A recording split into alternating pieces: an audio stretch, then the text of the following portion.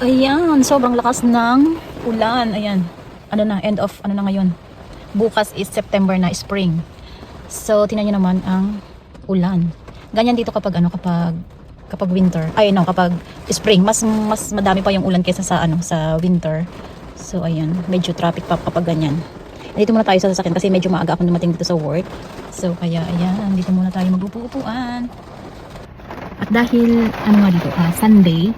So, kapag Sunday is hindi siya masyadong matraffic siguro bukas, lalo na kapag ganito umuulan. Kapag weekdays kasi may pasok yung mga bata, halos lahat ng mga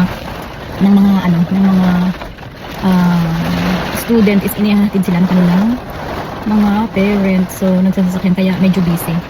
Yun, ang lakas talaga ng ulan, nakita nyo dyan. Hindi pa ako makababa, mamaya pa dyan tayo nag-work.